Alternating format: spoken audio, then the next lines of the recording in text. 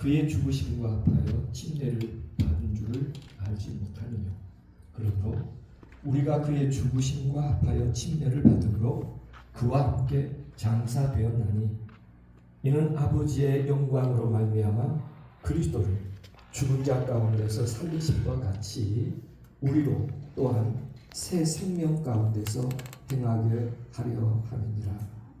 만일 우리가 그리스도의 그의 죽으심을 본받아 연합한 자가 되었으면 또한 그의 부활을 본받아 연합한 자가 되리라. 우리가 알거니와 우리 옛사람이 예수와 함께 십자가에 못 박힌 것은 죄의 몸이 멸하여 다시는 우리가 죄에게 종노릇하지 아니하려 함이니 이는 죽은 자가 죄에서 벗어나 의롭다 하심을 얻었음이니라. 만일 우리가 그리스도와 함께 죽었으면 또한 그와 함께 살 줄을 믿노니 이는 그리스도께서 죽은 자 가운데서 사셨으며 다시 죽지 아니하시고 사단이 그를 다시 주장하지 못할 줄을 알미로다. 그의 죽으심은 죄에 대하여 단번에 죽으시며 그의 살으심은 하나님께 대하여 살으심이니 이와 같이 너희도 너희 자신을 죄에 대하여는 죽은 자요 그리스도 예수 안에서 하나님을 대하여는 산 자로 여길지어다. 아멘. 아멘. 좀 긴 성경절입니다만 침례에 대한 내용을 함께 좀 로마서 6장에 있는 말씀에 근거해서 정리해봤습니다.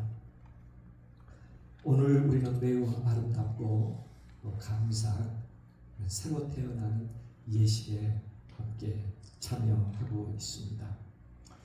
어쩌면 두 분께서 오랜 삶의 여정을 지내시기에 하나님 앞에서 믿음을 고백하며 또 침례를 받는 이 결심을 하신 것은 우연은 결코 아닙니다. 여러 사랑하는 사람의 기도가 있었고 또 두 분에게 하나님께서 선한 마음을 주신 까닭이라고 있습니다.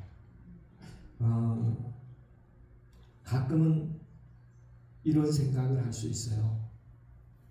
이제 70대인데 무슨 새로운 결심을 하느냐고 이렇게 이야기할 수도 있습니다. 그러나 예수님께서 십자가에 매어 달리실 때 한편의 강도는 그가 평생 죄악 가운데 살아서 로마법에 의하여 십자가에 매어 달립니다. 그런데 그는 마지막 순간에 예수님을 향하여 당신이 나라에 임할 때 나를 기억해 주십시오. 자비를 구합니다. 그때 예수님께서 십자가상에서 하신 약속이 오늘 내가 너에게 얘기하고 내가 나와 함께 낙원에 있겠다고 약속해 주십니다. 다시 말하면 우리가 신앙은 젊어서 시작하는 것이 아니라 언제든지 어느 때든지 내가 하나님께 돌아가고자 마음을 결정하면 신앙은 믿음은 시작될 수 있다고 말씀드릴 수 있겠습니다. 어쩌면 인생의 마지막 무렵에 예수를 만난 것이야말로 더 없는 축복 중에 하나다. 더 늦지 않는 시간에 하나님 안에서 새롭게 태어남을 결심한 것이야말로 마음을 다해서 축하해 드려야 될 부분이라고 말씀드릴 수 있겠습니다. 아마 어쩌면 사도 바울이 오늘 로마서 6장에서 말한 것처럼 세 가지 생각을 잠깐 함께 정리해 보려고 합니다. 사도 바울은 첫 번째 4절에 이런 얘기를 했어요. 우리가 그의 죽으심과 합하여 침례를 받음으로 그와 함께 장사되었나니 라고 말합니다. 그래서 침례는 단순히 물에 잠기는 것을 의미하지 않습니다. 이전의 모든 삶을 내려놓겠습니다. 이전의 모든 죄악의 성향들도 내려놓겠습니다. 그리고 이제부터는 예수님과 함께 새로운 인생의 길을 가겠습니다 하는 것을 여러 성도들 앞에 그 결심을 고백하는 것이 침례의 첫 번째 일입니다. 저는 살 만큼 살았습니다. 그렇지만 지금이라도 하나님과 더불어 이제 정말 새로운 길을 가고 싶습니다. 그게 예수님과 함께 죽었다고 하는 표현은 지난날의 모든 나의 허물과 잘못을 물에 잠김으로 죽는 것처럼 그렇게 여기며 내 삶을 하나님께 맡기겠습니다. 그런 뜻과 같습니다. 어쩌면 70여 년의 삶 속에서 후회하는 일도 있었을 거예요. 상처도 있었을 것입니다. 마음에 아직도 무거운 짐도 있을 수 있어요. 오랜 세월 속에 기쁜 일도 있었지만 눈물을 흘린 일들도 있으셨을 겁니다. 가족들을 위해서 애쓰신 일도 있었고요. 누군가에게 말 못할 외로움도 있을 수 있습니다. 그러나 하나님은 과거보다 앞으로의 삶을 더 중요시 여긴다는 것을 꼭 기억하시면서 하나님 안에서 지나간 삶의 죄의 얽매이기보다 그 모든 죄로부터 자유하면서 마음으로 더 깨끗하고 성결한 그런 새로운 주님과 함께 동행하는 길을 가실 수 있게 되기를 간절히 바랍니다. 이런 새 출발을 진심으로 축하드릴 수 있습니다. 침례는 이렇게 죽음으로 끝나는 것이 아니라 새로운 시작이라고 말할 수 있습니다. 우리가 완벽하기 때문에 침례를 받는 건 아닙니다. 우리가 연약함에도 불구하고 우리가 침례를 받는다는 것은 방향을 바꾼다는 의미입니다. 내가 지금까지 이 세상에서 살았던 그 모든 삶에서 이제는 하늘을 향한 삶으로 내 인생의 방향을 바꿉니다. 이게 예수님과 함께 죽고 새로 태어난다는 의미이기도 합니다. 두 분이서 생애하는 동안에 두 분 믿음 안에서 생애하는 동안에 이제는 늘 마음속에 주님 뜻대로 살게 해주십시오. 이렇게 늘 마음의 기도가 있게 되기를 바랍니다. 무시로 하나님 주님 뜻대로 살게 해주십시오. 아마 그 마음의 기도를 하나님께서 계속 들으시면서 여러분의 새로운 방향에 하나님께서 축복된 삶의 길로 한 걸음 한 걸음 인도해 가실 것이라고 믿습니다. 나이가 많아도 믿음은 늘 새로워질 수 있습니다. 그래서 우리가 믿음을 축복이라고 얘기합니다. 항상 기도하는 마음을 간직하시고 감사하는 마음을 간직하시고 말씀을 늘 사랑하는 그래서 하나님 말씀과 동행하시는 그런 성도가 되기를 간절히 기원해 봅니다. 로마서에는 이렇게 얘기합니다. 우리가 주님 안에서 새로운 생명을 얻었다. 그리스도께서 새로운 생명으로 부활하신 것처럼. 잠깐 소개를 들으면 이렇습니다. 아담과 하와가 선악과를 따먹을 때 왜 하나님은 손을 탁 때려서 먹지 마 이렇게 안 하시고 그냥 가만히 하나님이 보셨을까? 가끔 그런 의심을 가질 때가 있어요. 그러나 하나님은 우리 인간을 로봇으로 창조하지 않으셨어요. 자유의 의지로 선도 선택할 수 있고 악도 선택할 수 있는 자유의지를 하나님 인간을 창조할 때 함께 창조하셨기에 아담과 하와는 다른 선택을 할 수 있었습니다. 하나님의 마음이 참 아팠어요. 그들의 의의 빛이 사라지고 죄의 속성이 남았을 때 그들은 무화과 나무 잎을 따서 그들의 부끄러움을 가리고 숲속에 숨어 있었어요. 그때 예수님께서 에덴에 찾아오셨어요. 숨어 있는지 아니까 아담 너 빨리 안 나와 이렇게 말할 수도 있는데 성경을 읽어보면 마치 어디 있는지 모르는 것처럼 아담아 내가 어디 있느냐 이런 조용한 말로 아담과 하와를 불러 계십니다. 그리고 양 2마리를 불러오라고 해요. 아담이 양을 부르니까 순전한 새끼 양이 2마리가 이렇게 뛰어왔어요. 한 마리를 아담의 가슴에 한 마리를 하와의 가슴에 안겨주었습니다. 2 사람은 양을 안고 있어요. 예수님이 이런 얘기를 합니다.